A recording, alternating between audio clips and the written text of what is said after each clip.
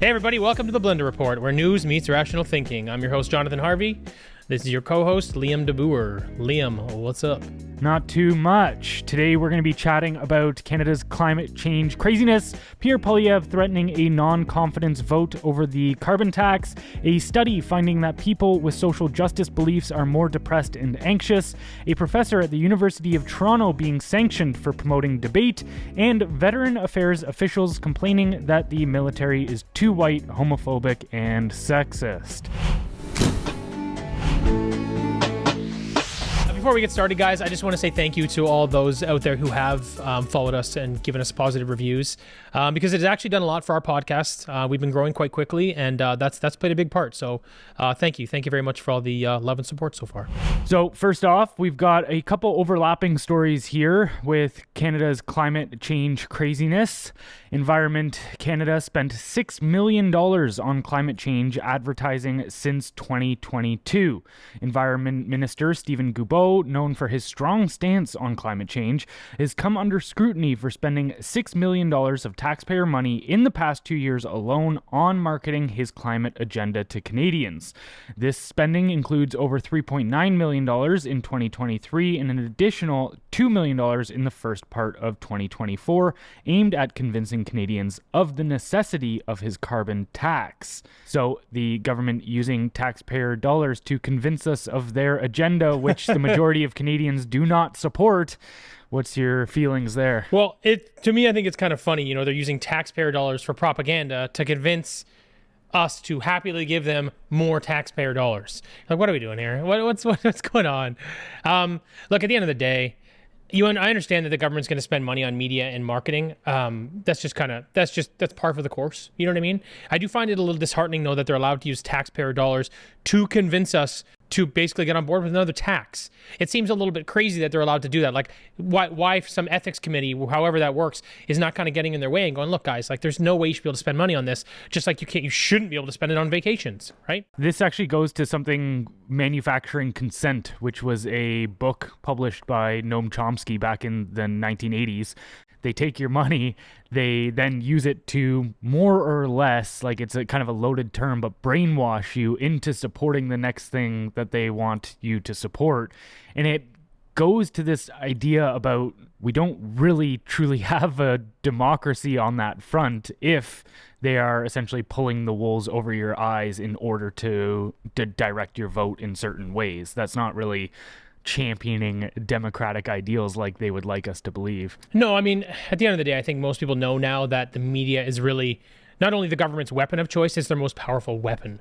So to see them using taxpayer dollars to then try to push their carbon agenda and this climate agenda and everything else they're doing, I mean, like I said, it's par for the course. I really don't expect anything less. But it's nice that you see these things so that it's just one more reason to question the media, right? Which is the reason why people like you and I exist. I actually wouldn't be completely opposed to something along the lines of the government is not allowed to spend taxpayer money on public messaging. I know that might seem like a major proposal, but at this point in the world where we exist, you've got long form avenues such as podcasts, like what we're doing right now. That would cost taxpayers zero money to have somebody like Trudeau. Okay, Trudeau, you want to share your message, or Stephen Guilbeault, you want to share your message? Go hop on any of the podcasts. Come on, this podcast. Yeah. Or come on down, boys. Let's go. Great. or even ones where, but I mean, obviously they can't control the narrative. They can't control the messaging through that way and to me, if you want to be able to convince us, then you have to talk to us, not preach from a stage. No, I agree. But I mean, again, what you're asking for is a meritocracy, right? And we know that that's not going to happen. We know that society is going further and further away from that kind of thing. So unfortunately, it just is what it is. But again, I think the biggest highlight here, biggest thing to note is that it does allow Canadians a little insight as to where their taxpayer dollars are going and how the media is being used and weaponized against them to convince them that these things like carbon tax, which we all know is completely frivolous, that it really shouldn't be around, and what they're doing to try to convince you that it should be, right? Yeah. And then this kind of another aspect, another story here that has come out in regards to our climate change approach is, again, Stephen Guilbeault. Back in, he a while ago announced that we would stop the sale of gasoline-powered cars by 2035 and mandating that only EVs be produced. But the Fraser Institute has released a study indicating that the Trudeau government's proposal to ban the sale of new gas and diesel-powered vehicles may not be possible due to the additional strain that will be put on Canada's power grid. The study, titled Failure to Charge, a critical look at Canada's EV policy, dives into the potential challenges posed by the federal mandate, which would require the national power grid to generate 15.3% more electricity within the next 11 years. So to me, that seems kind of like an impossible task. Yeah, I mean, I think at the end of the day, it's becoming quite clear that EVs are not really the silver bullet solution that they've been trying to convince us that they are. And not only are they going to be an extreme strain on the power grid, this is coming at a time when the government is also transitioning our power to be less efficient and more expensive using green energy, right? I mean, you mentioned this actually last time on the pod, maybe not last time, but a few times ago, the precious metals required for these batteries, also offshore slave labor, right? And then you also look at a couple studies that have come out, one in particular that is actually saying that EVs are worse for the environment than new gas-powered vehicles because of the efficiency of, I guess, how they're managing emissions with gas-powered cars now. And the reason that they're saying this is because of the weight of EVs are 30% more, so they're burning a lot more tire tread. So I think that's proper. They're burning a lot more of their tires, rather. So I think that study, it was pointing to the fact that while it may curb certain emissions, it actually ends up with higher pollutants, more toxins in the environment. Yeah, right. And my point is, like, even if it's close, you're kind of splitting hairs here. And I think it's just sort of getting to that point that people are realizing that this is not the silver bullet solution for a lot of reasons. Yes, they're not a bad option if you want to have something like an alternative to gasoline powered cars. But at the end of the day, it's not going to be the end all be all solution. It's just not. It's not what they've pitched it to be. And I actually do expect that this policy will be revoked, in the coming few years. When any real prime minister, whether it's Poilievre or someone else, just thinking logically, I think they'll repeal that, because the trigger effect of this is substantial. It doesn't just change the vehicles, like you having to get cars, but it changes the oil industry. It changes the infrastructure for gas stations. It changes so much stuff across this entire chain that if they don't actually go, hey, wait a minute, that's not going to work, pretty soon people are going to take action to try to get to that point, and then it's going to fall apart anyway, because it's not the silver bullet. So even the International Energy Agency has shown that gasoline-powered cars emit 34 tons of carbon dioxide over its 10-year lifetime, and that includes the production and disposal of the cars, compared to electric cars, which on average emit 26 tons over its lifetime. So their conclusion was that, switching from a gas-powered vehicle to an electric one doesn't eliminate emissions, it merely cuts them by 24%, which, again, sure, you can make a case for, if your goal is to limit emissions, then sure, you can make a case that it cuts them by 24%. But again, to your point, it's not going to completely all of a sudden change course on climate change. And then you factor in places like the United States and China, especially, where electric car charging still heavily relies on coal-powered plants to produce the energy to charge them. And even there was a study in Bjorn Lomborg, the economist, broke down a study where it was even estimated that in Shanghai, pollution from an additional million electric-powered vehicles would kill nearly 3 times as many people annually as an additional million gasoline-powered cars. So to your point about the pollution aspect of it all, it's got a much more immediate effect on human health than the gas-powered cars. Yeah, at the end of the day, it looks like you're just trading off one thing for another. Yeah, that's how it seems to be playing out. So I don't know. I mean, right now, I just think it's a political talking point. So they've made this. They've kind of put their foot down and said, "Hey, we're going to do this," and that's great. Good for you. But at the end of the day, I really don't think it's going to. It's not going to get us to the finish line. It's not going to happen. Yeah.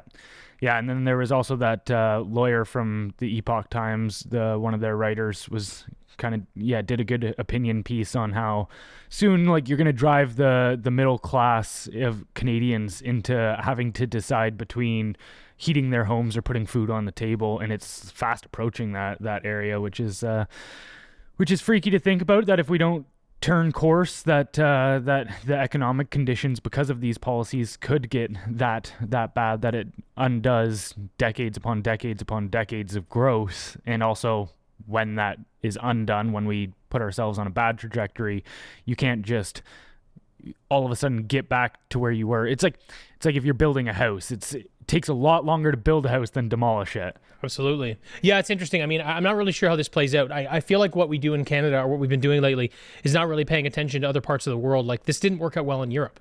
They've already tried this, and now they're starting to repeal things so that they make a little more sense. Obviously, I hate to use Pierre's thing, but we need a little more common sense in some of these policies.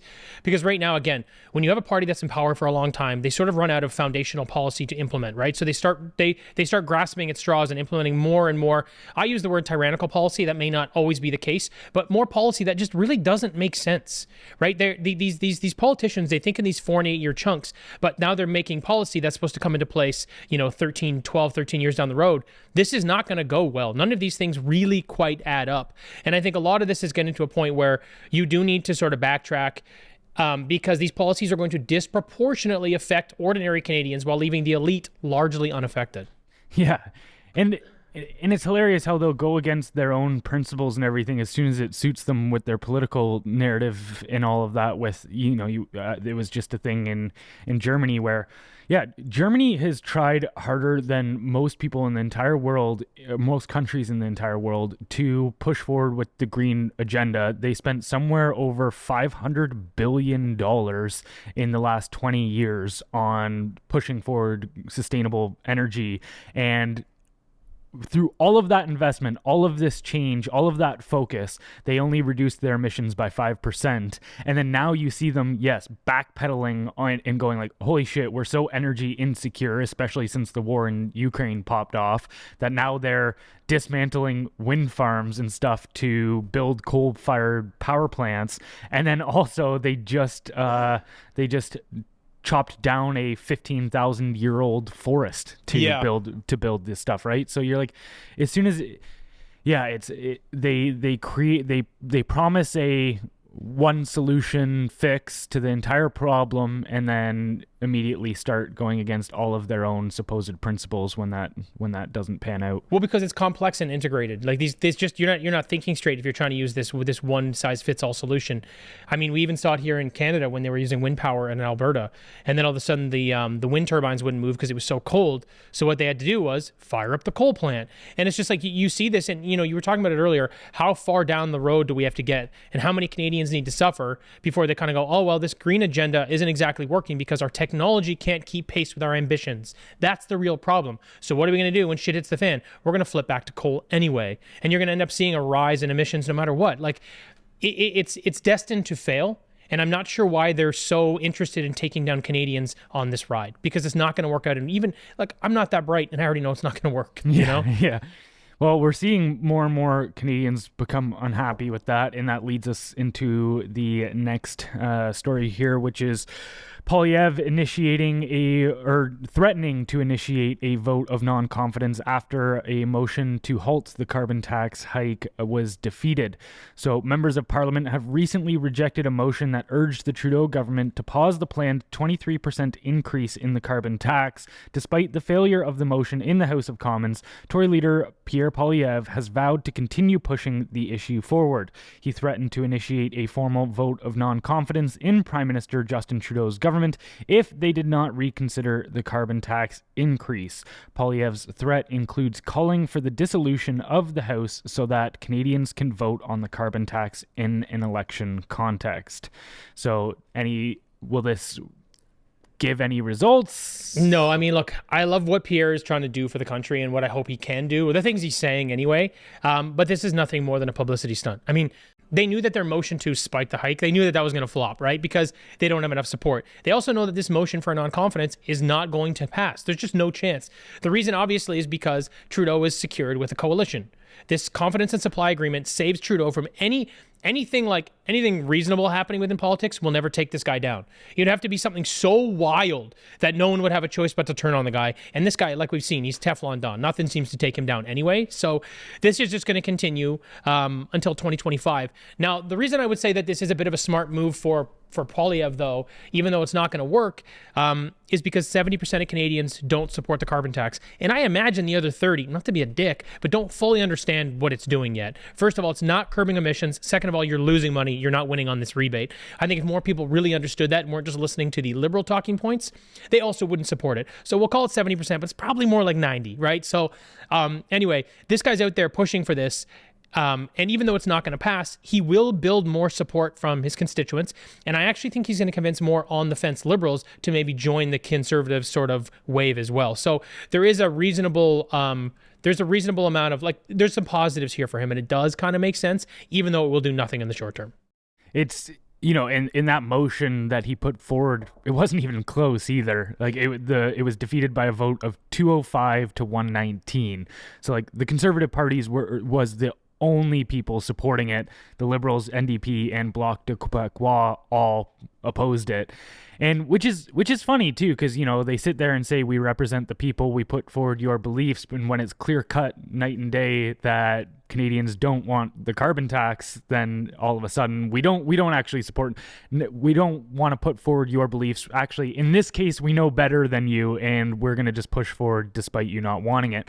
And but then again, you say that with 70% disapproval, that more people would probably actually disapprove of it if they really fully understood it. Well, man, Trudeau's arguing that if he had 5 minutes to sit down with any Canadian, he'd be able to convince them of the carbon tax benefits, of how great this tax is. And this is the second time on the podcast that we are going to invite Trudeau on to join us on the show. Yeah, we'll give you 5 minutes. Bro, you can have 10. We'll give you 50. We'll give you the whole show. Oh man, I think this is I guess one other benefit from Pierre's perspective is, like you said, the NDP and the Liberals and maybe the Bloc, they sort of pitch this Liberal idea, right? Where we're here for you, we're here for the common man, we're here for, social programs and whatever. But it's just bullshit, because as soon as they get into the House and they have to vote, they just vote with whatever the Prime Minister says. And it doesn't make any sense. It doesn't matter what the people want. They just say that and then they go do whatever they want. And, at least stuff like this will kind of highlight that disparity. Not sure it'll make a huge difference, but I guess it's, again, sort of the silver lining in this publicity stunt of his.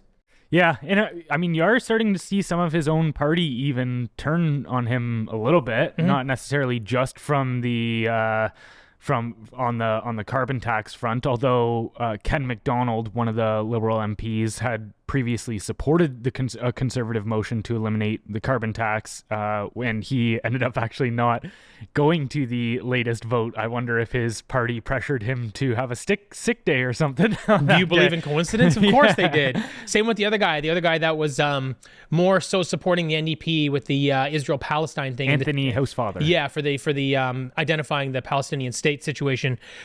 Same thing. I think what they basically said was, anybody who's not on our page right now, you're not coming in today. You're sick from work. Don't worry, you're still going to get paid, but you're not coming in today. Yeah, no kidding. All right, so moving on here to the third story of the day, we've got people with quote-unquote woke beliefs experiencing higher anxiety and depression. A study conducted by the Scandinavian Journal of Psychology, which involved nearly 6,000 participants in Finland, including university faculty, students, and the general public. Participants were asked to agree or disagree with statements like, quote, microaggressions should be challenged often and actively, as well as a white person cannot understand how a black person feels. The findings showed that women and individuals on the political left were more likely to support critical social justice propositions. Interestingly, being on the political left was found to be more predictive of lower mental well-being than high critical social justice scores alone. The study aims to provide empirical data on the prevalence and impact of critical social justice attitudes and suggests that political ideologies can influence social attitudes and mental well-being.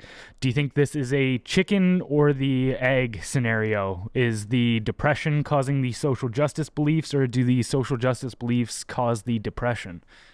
I actually think it's like the Liberals are sort of stoking this fire that sort of grew out of from this sort of cultural oddity that didn't really make any sense.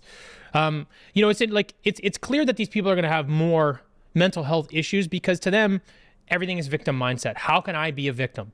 How am I offended by what's happening around me today? So that's kind of the view, that's kind of the perspective you have towards the world, right?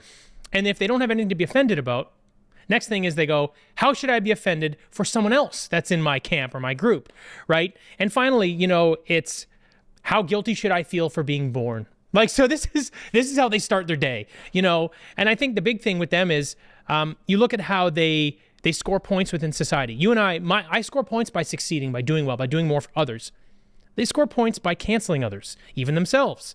Which also means if you're in this whole woke ideology, you're sort of always one day away from being canceled and being cast away from this group, that you so desperately want to be a part of, which is obviously full of mentally ill people.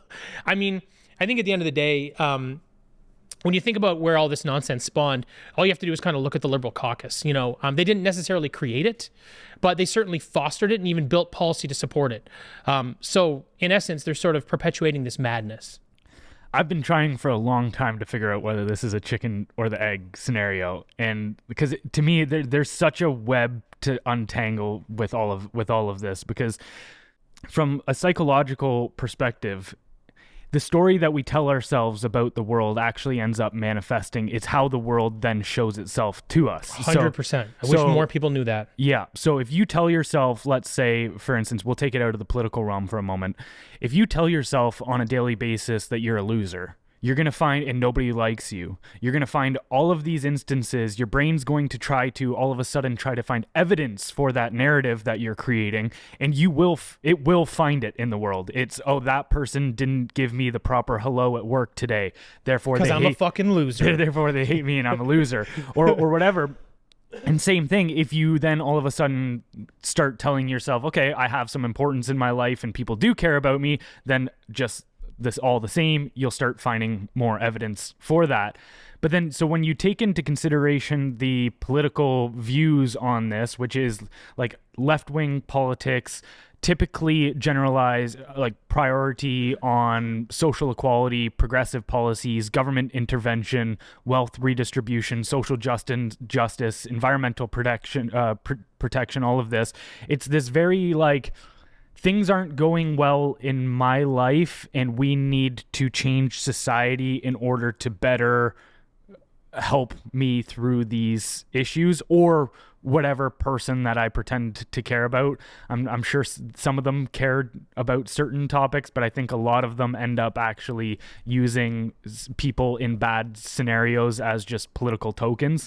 But then if you look at the right-wing side of politics, they focus much more on individual freedom, limited government intervention and traditional values, and support things like lower taxes, deregulation, all of this, which essentially boils down to, I'm capable to take care of myself, just don't get in my way, please. Yes. And so you look at even those two underlying beliefs of, okay, I am a capable person, capable of taking care of myself, therefore that the world all of a sudden manifests itself very differently to you, rather than if you're sitting there going, there's all of these obstacles, these societal obstacles in my way of that are stopping me from feeling good about myself or getting the life that I want.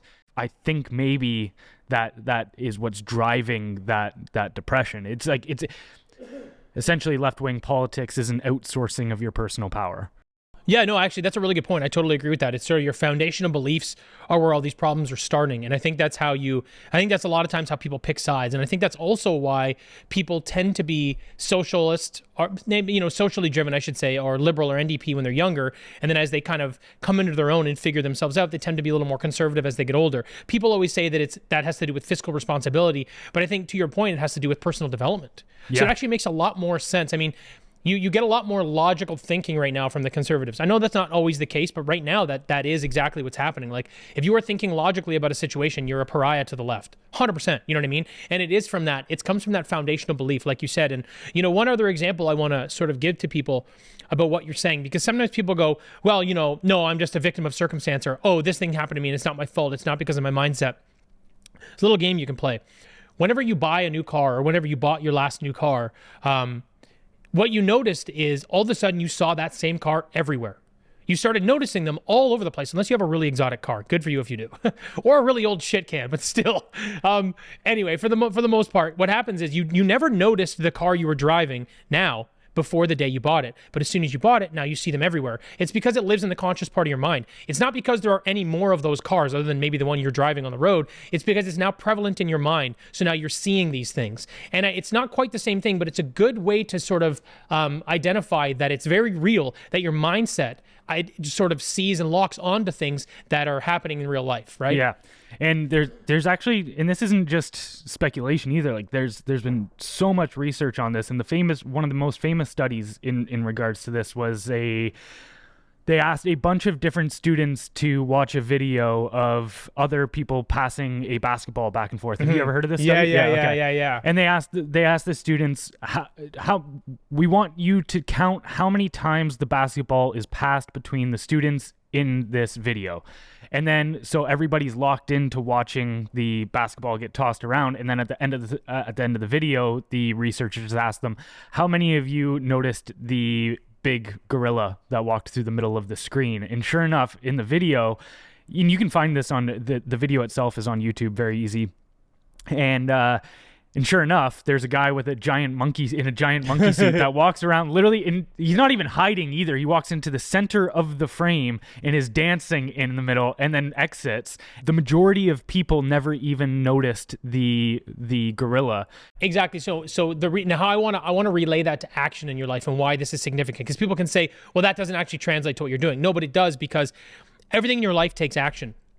You think about something, you see things, and you take action in your life. That's how you get things done. You kind of make your list and you execute. So it's when you are seeing these things, then you can get your job done. And those are the things that you're seeing. Your job was to count the passes of basketball. That was it. That was the job. So you saw that and you got that done. So it's about changing and understanding where your mindset has to live so that you can have a better life and that you can sort of, take action in the way that might serve you better. That's kind of the point here. And I think what you and I are saying is the foundation of this sort of woke ideology. And a number of people on the left, they're living in that space where they are locked into things that are not serving them well and are giving them this victim mindset. And that's why they're seeing the world this way. And that's why they're sort of, suffering from mental health, unfortunately. For sure. The other thing, there's another interesting angle about this study as well, where it found that women are far more likely to support the critical social justice propositions. And then also, we're actually seeing right now, even in the youth, the young men are starting to skew much more conservatively, and young women are starting to skew more liberally. If you look at it from even a women's psychology standpoint, the reason for this is because there's tons of psychological literature on this as well about how women are more predisposed to being neurotic. And what neuroticism means is that you have a higher prevalence or a higher likelihood that you are going to feel negative emotions. Essentially, women have a heightened emotional trigger because if you look at emotions like spidey senses of when things in a scenario are going wrong, that they're essentially red flags. Meg right? always knows better than I do. Yeah.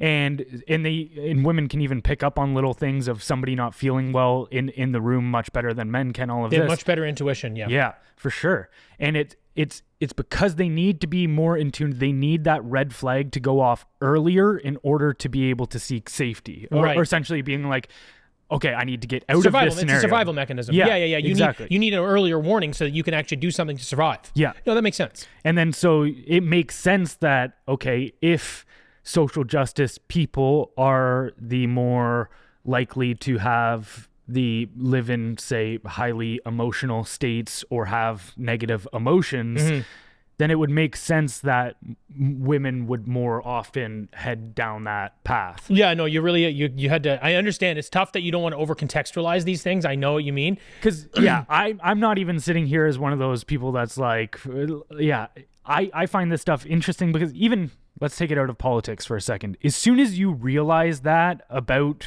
women, you can actually have a lot better of a relationship with them. Oh, totally. Because you stop even it's the expectation that they wouldn't get emotional that ends up driving dudes up the walls, being like, why are you emotional about this? But when you realize that their interpretation of the world is entirely different than yours, of course, then you start to be like, okay, I can actually not only give you what you need in this scenario, but also just understand the scenarios better. No, I mean, look, there's a ton of research to prove that women have a much stronger emotional capability than men, for sure.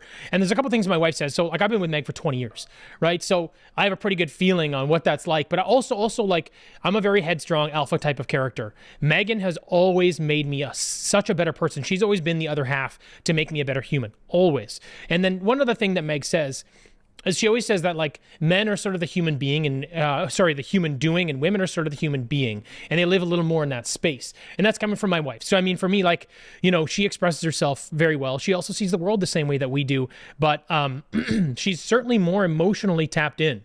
You know, one other thing though, I would like to say to men, because I know there's a lot out there listening. Men often think they don't have emotions, except they get angry or frustrated or throw temper tantrums. But the reality is, those are also emotions. If you get angry and throw a hissy fit, that's just a really bad emotion, because you're actually not tapped into the real problem that you're suffering from. And the reason I'm saying that is because I've been in that situation, and having someone that's more tapped in and well understood in the emotional realm, like my wife, that helped me get through those things. So it may be anecdotal, but it does sort of back or support a lot of the actual research that's done to sort of prove that point as well. Even if you don't outwardly lose it or get over the top angry at things, even just shutting down is an emotional response. 100%, dude. So yeah. But then there was also another avenue that just came out recently about a study finding that in Canada, in the US, happiness is quickly declining. So the 2024 World Happiness Report indicated that Finland ranks first overall in happiness for the 7th year in a row, followed by Denmark, Iceland, and Sweden. I think there's something going on with those Nordic countries. They know how to be happier, even though it's cold as fuck. They still know how to be happy. I think it's all the beautiful women. And then Canada has actually dropped to the 15th place overall, and ranked 58th in happiness among people under 30. The report also highlighted the loneliness epidemic among young people and emphasized the importance of social connections for life satisfaction. I think a big thing that's going on in regards to the unhappiness on this front is technology. I think it's apolitical. I don't think it's necessarily one side or the other that's driving it. It's this, humans have this amazing ability to adapt to our surroundings, and Brett Weinstein, a evolutionary biologist, has pointed this out before, where we're entering a place of hyper novelty, where even humans' abilities to adapt to the world around them is actually we are progressing technologically too fast to adapt to. Yeah, no, I totally agree. I think technology and the social sphere is really affecting people, because, you know, I've gone over this before. Social media has created this duality for young adults, where they actually have two lives they're living. One is the one online, and one is the real life. The thing is, if you don't get liked online, it makes your real life harder. If you do get liked online, it makes your life harder, because you're trying to live up to something that you actually can't attain, because it's the highlight reel. So no matter what, they've got these two personalities they're trying to manage. That's very, very tough. The other thing that I think is contributing to this, now it may be apolitical, but I think it is because they're so involved in politics. You know, when you were in your teens, you might have understood politics, but it didn't run your life. In today's world, everything is politicized. Everything is about picking a side. And even with all this gender stuff in schools, like these from a young age, they are tapped into sort of the political realm, and they can't really escape it. And because it touches everything, I think it's really contributing to sort of the struggling mental health of a lot of the youth. Yeah, for sure. I mean, we've even seen that it was last year that there was a couple big media outlets even saying things like how fitness is becoming an alt-right pursuit and all this kind of stuff, right? It's like, or the fitness communities are harboring alt-right ideals and and you just go, imagine you said something about the left that was that wild. Yeah. Imagine you said something that was as crazy about the Democrats. Like the way that you'd be vilified in the world. I just find that such a frustrating double standard by these idiots. But to your point, like, you can't even say I take fitness and health seriously without all of a sudden people being like, oh, he's just some mega conservative Chad. Yeah. Like, you do bench press, you right wing. Like, what? And actually, it was funny because this exact study, our arch nemesis services approached me on the street the other day to talk Nice. about which CVC they asked me about. That was what the question was about. What'd they say? Was the happiness thing. They just asked like, okay, yeah, Canada has slipped to the 58th, blah blah. Are you happy? If so, what would you say to somebody who's not? What did you say? I said I try not to even focus on. At first, I thought about just trolling them and just going like, well, maybe if my tax dollars weren't being stolen to fund people like you, I'd be a little bit happier. But then I thought about it. I went, oh, okay, maybe here's an opportunity to actually be serious about it. But so I said, I don't focus on happiness or sadness anymore. To me, like, you can't have happiness without sadness. So to think that you can, like, they're relative to one to another. So to think that you can just all of a sudden get into a state where you're eternally happy, like, that's a false mental state that has been sold to us. And I actually think by people feeling like they don't have that mental state, that there's something wrong with them. It's like, oh, okay, I experience sadness, so I have like a deficiency. It's like, no. And they actually cut all of the juicy, they kept the fluff like that, but then they cut my more, I actually was thinking about it while I was saying, I was like, there's no way this is making it to air, because I just went straight full existentialist philosophy on them and was just like, look, life is suffering. There's no, there's no getting around it. Okay. Your only option is to embrace it and look at it as a obstacle in order to make you a better person. You just have to embrace it and become the type of person who's courageous enough to continue forward. Yeah, that's so great. And then yeah, of course they just cut all that. But yeah, I know. You know, I actually want to highlight that one thing you said is I think people are sort of sold this false narrative that you can be happy all the time. But I think the reality is you just kind of want to be okay all the time. That's the truth. You have moments of happiness where you kind of go up the scale and then you go back down. You know, as an entrepreneur over time, my emotional window became very narrow. So like I don't have super highs and I don't have super lows. I'm the exact same. Right. And you just kind of, I'm just always good, you know? And don't get me wrong, like, you know, there are things that are going to make you very happy and things that are going to make you sad, but it's really hard to penetrate that. And I think that stability, that emotional stability is actually where you find the most peace. It's not in those moments of incredible happiness, right? And I just don't think enough people sort of express that or explain that to people, but perhaps it's a personal journey. So, I mean, I can say it as much as I want, but maybe it won't really stick until you're there. Well, and too, even you think about those intense moments of happiness, they're usually followed by immediate down plummets It of almost happiness. hurts. Yeah.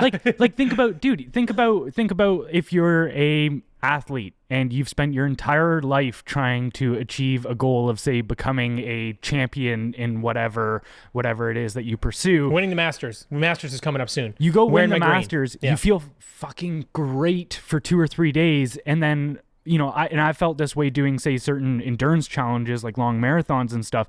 You cross the finish line and you have this crazy euphoric sense of like, oh my God, I had this crazy goal and I feel so good I accomplished it.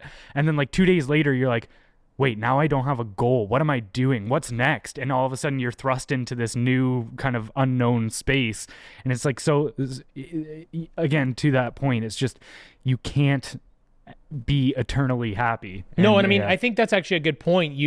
So I've got an old client of ours. Her name is Melinda. She was an Olympian. She created a course for life after sports because it is so common that once, say, a college athlete or professional athlete retires, they don't really know what to do with themselves.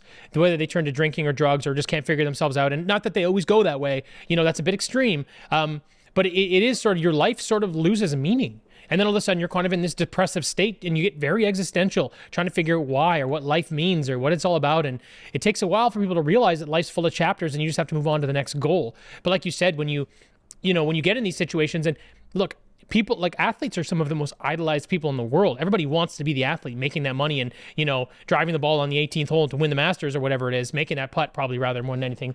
Anyway, you all want that, but I don't think people realize, what it comes with. Obviously, first of all the work to get there, but then second, like what happens when you're 35 and you're a washed up pro? You still have more than 50% of your life left, and now your life has no meaning. What does that feel like? That's got to be very devastating. That's tough. But again, that kind of goes back to just finding that equilibrium, finding that space where you're just kind of neutral and then you're more at peace, but it's tough. It takes time. Don't get me wrong. You know what? I will say this. I've had a lot of ups and downs in my life. I've been emotionally stable for a very long time. I was never wild. I was never crazy. I never suffered from depression or anything like that. But it did take me a long time to get to that space. And to your point, the way I got there was through suffering, was through struggling, was through failure, was through falling on my face and not getting what I was working towards. So there is a big benefit, in taking it on the chin. And to your point of sort of existentialism and what you were saying to the CBC, there is a lot of value in overcoming that stuff because it does help you find that peace. Yeah, for sure.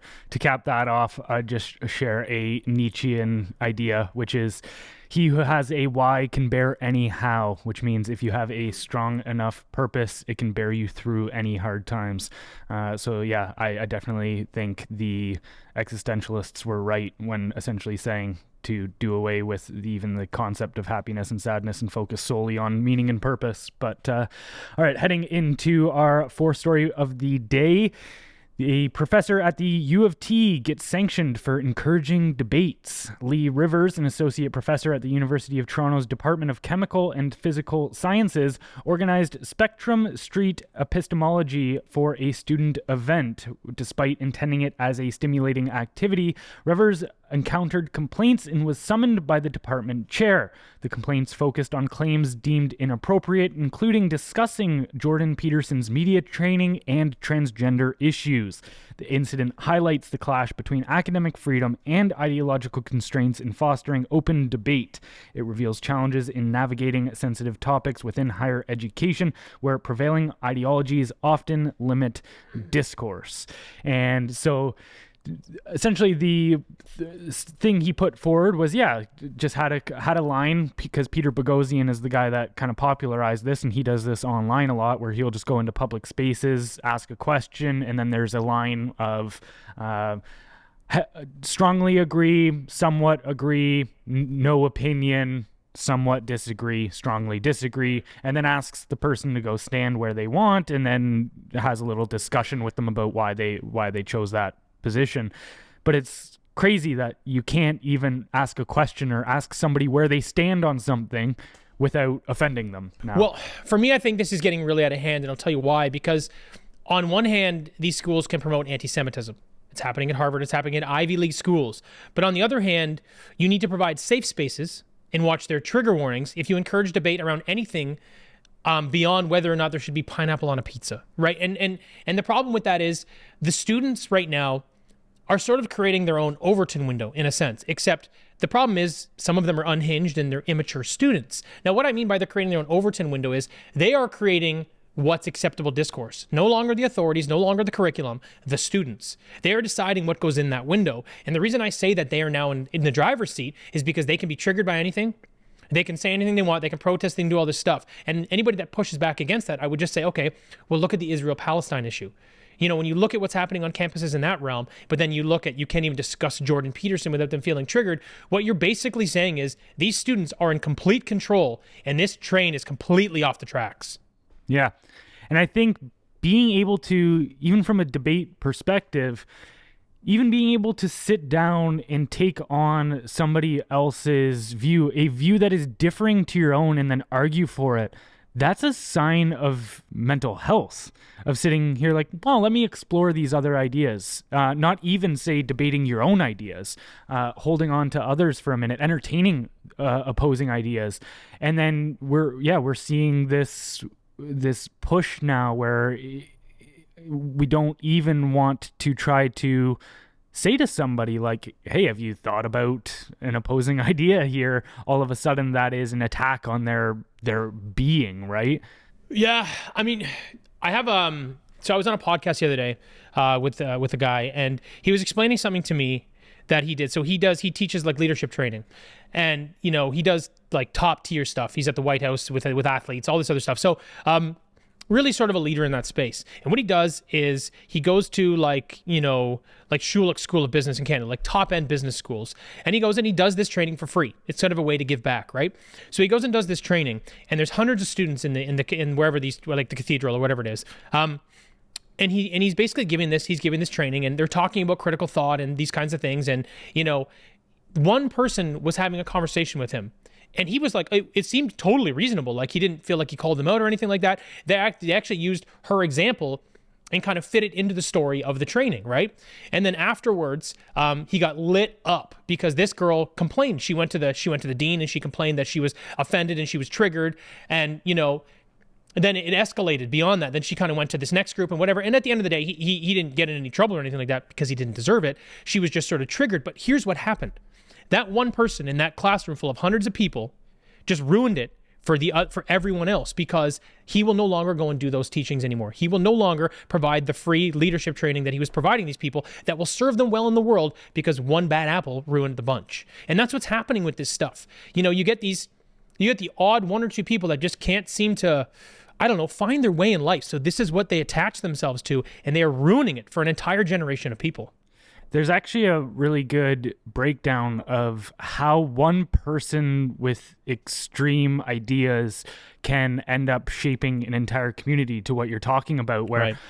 the example used was veganism. And it's like, okay, let's look at it from at the base level first, which is, let's say your kid becomes vegan, and so now you're faced as a parent with the options of, okay, am I going to make a meal specific to that person? Am I now going to make multiple meals, or do I just make us all a vegan meal in the household, save me the time and effort, right?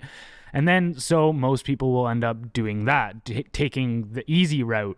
But then what ends up happening is, then when you even go to a communal level, then just because there's that one vegan in that one household, all of a sudden, let's say there's a cookout in the street, a little street barbecue. Now you're known as the family that eats vegan stuff. So now the whole community is sitting there going, don't forget to bring the vegan food for for this family. And then all of a sudden the whole community is taking this turn towards veganism, mainly because there's one person who people don't want to upset. One bad apple ruining the bunch. Yeah. I guess what's more challenging than just the current situation is, where does this lead? And how does it get fixed? Because these people are going to be running the world at some point. And this is a really, really bad system we have in place. And we cannot let them continue doing this. So what do we do? And we also know, to kind of backtrack to one of our earlier stories, 10-1, that's how many university professors are liberal to conservative, or liberal to, Democratic to Republican.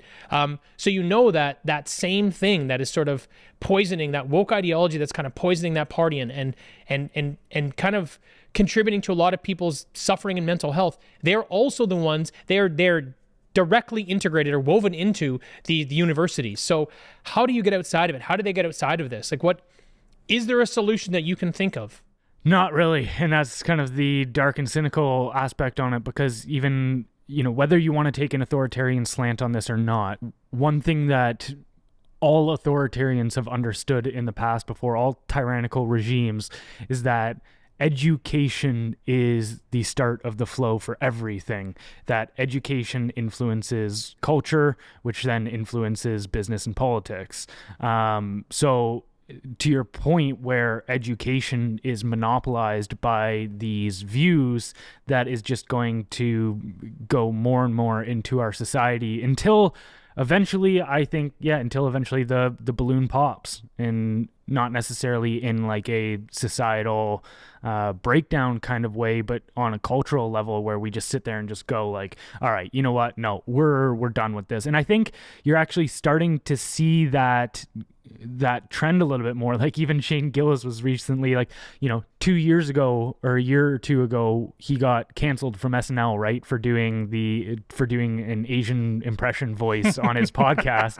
And, that's why you got canceled? I had no idea why. Yeah. That's so ridiculous. Yeah. It was pretty hilarious. Yeah. And sure it was. He's really funny.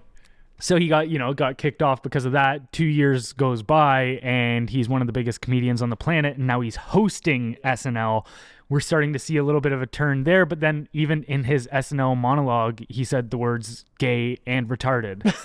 So dude, imagine 2 years ago. And yeah. what's funny is he actually said that he did not use those words in the practice run, and then they didn't know that he was going to do it live. Oh my God. But 2 years ago there would have been major backlash for that. That Yeah. would have been a headline story on everything of comedian says retarded on SNL. Yeah. And now it's like almost like that language is becoming a little bit more colloquial now. They're again. loosening up. It's interesting, actually, to that point. I think what's happening is you are getting a bigger support. Things are evening out. People are becoming less afraid to speak up and less afraid to just not be offended by everything, which is great. So I think that actually is a good sign. However, this is actually doing that. This is going in the opposite direction, right? Because universities have always been sort of this melting pot of socialist ideology. It just kind of is what it is, right? And obviously, over the last 5-10 years, this woke ideology sort of penetrated it. And then a few other things came along that made it a little worse. But this is the first time, this Israel-Palestine thing is the first time that I realized the liberals and the authorities were not in control. They were not in the driver's seat. It was actually the students, because this whole Palestine support thing is not really a part of the liberal agenda. It's becoming it slowly, but it wasn't. This whole anti-Semitism thing definitely isn't. So this is the first time I've realized, I was like, oh, this weapon that they thought they had control of will do whatever it wants, and they cannot harness it any longer. So while that is going well on the one side, things are equally fucked up on the other side. I don't know what that means or how that plays out. Maybe that's just maybe that's the balance of the world. I don't know. But yeah, I just kind of wanted to highlight, I'm just like, I don't know. It is good on that side, but geez, it's bad on the other. That's the dangers of creating an angry mob, is they might end up turning around and looking at you. Yeah, exactly. When it gets so big, you can't control it anymore. You just don't know what it's going to do, which is exactly what's happening. Yeah, and we're starting to see this infest every corner. And, this leads us into our last story of the day, which is the Veterans Affairs officials complaining military is too white, homophobic, and sexist during the 2023 Women and 2S LGBTQI+. Wow, they left the A out. Wow, so bigoted. Veterans Forum, of shit. hosted by Veteran Affairs Canada. Top staff members accused Canada's military structure of being dominated by white men and rooted in tradition of racism. The discussions at the forum centered on uplifting the experiences of veterans facing multiple marginalizations, as outlined in feminist theory's concept of intersectionality. They also highlighted the deep-rooted history of the military spanning thousands of years, characterized by a culture of sexism and transphobia. During the conference's conclusion, Amy Muir, an Assistant Deputy Minister at Veterans Affairs Canada, reflected on the commemoration program for the veterans of World War I and World War II, expressing concern that it predominantly featured white men. Ugh. I guess she didn't get the memo that the predominant amount of people dying in World War I and World War II were white men. Yeah, none of that matters. Yeah. Look, we are going to DEI ourselves to death. That's just exactly what's going to happen. I mean, the purpose of the military is to defend our country above all else. I mean, these people put their lives on the line for our freedom, and they sacrifice everything for our country. One other key thing, or one other key component of the military is teamwork. The military is like a family where the commonality is their commitment, not their color. You know what I mean? That's not really important to these people. They're all in this together. So I find this sort of ridiculous notion from the Veterans Affairs Office, to prioritize DEI, poisonous. I think it's going to ruin the entire dynamic of the military, just the very same way that it does everything else. Like, DEI hasn't touched anything in society that it's served well. It just hasn't. You know what I mean? It started out as one idea, and then it just morphed into this thing that is just completely lethal, unfortunately. I'm of the opinion that this nonsense will literally dismember the military family unit, and we'll have soldiers who should be focused on life and death matters, walking on eggshells around whoever enters the room under the guise of filling some unnecessary DEI quota. I mean, look, this is not to say that anyone that's part of the LGBTQ plus whatever community or any marginalized community should not join the military. I have just as much respect and appreciation for them as anyone else who kind of makes this commitment. But this cannot become the new stomping ground for this anti-colonial, anti-white, anti-history, anti-everything mob, because unfortunately, if this madness penetrates the military ranks and works its way into the system with any significance, the Canadian military will rot from the inside out. Capable soldiers will definitely leave the military, and only those who are willing to prioritize equality over everything, and I even mean life and death, will join the ranks. I mean, the bottom line here is prioritizing DEI in the military will get people killed. Unfortunately. And I just want to break down how, she was coming at this from that feminist theory's concept of intersectionality, right? That's a little beyond me. Can you explain that a little bit? So intersectionality was popularized by, it was actually created by Kimberly Crenshaw, who is a lawyer at, I believe, the University of Columbia, but she's like the social justice queen. And Queen Bee, love it. So her whole theory of intersectionality is that there's not merely oppression across the just race lines. So for instance, like, yeah, her theory is that white people are more privileged than black people, right? But then she said this doesn't tell the real story, because actually a black woman is more privileged than a black handicapped woman. And then so it's like this oppression. Intersectionality is essentially of this intersection of oppression narratives is her whole concept, where, and this is where you get those headlines, like, I don't know if you saw the dude, it's so funny. They were like, straight black men are the white men of black people. So, like, because they have more privilege than gay black men, right? Yeah, like, of course. they're of double course. discriminated against because they're gay and black. And then this is where, so I've said in a It's fucking nonsense. yeah. So I said in a video a long time ago, when I was breaking down the conception of woke ideas, where they all came from, and I said, if you take Karl Marx's narrative, the Communist Manifesto, and switch out like bourgeoisie for able-bodied, cisgendered, straight, white Christian male, and then you replace the proletariat, which is like the working oppressed class in the Communist Manifesto, for fat, disabled, black, trans, Muslim woman, then like they read identical when you map them onto these intersectionality quotes. And so it is, without even exaggeration, saying these concepts, this theory that is being used to invoke these criticisms of, say, the Canadian military, it is quite literally an intellectual game of oppression Olympics. That's all it is. Yeah, I mean, for me, look, you see this DEI stuff come into play, and sometimes you'll say, oh, well, it's insignificant. Maybe government administration roles. So, well, we should prioritize X, Y, and Z. First of all, you can't really do that without being racist against another group. It just is what it is. There's no difference between discrimination in favor of and discrimination against. Exactly. And I feel like that's sort of lost on a lot of people, and then they justify it like, oh, well, it's deserved. Well, it's actually not, because I haven't done anything wrong. So, anyway, that is what it is.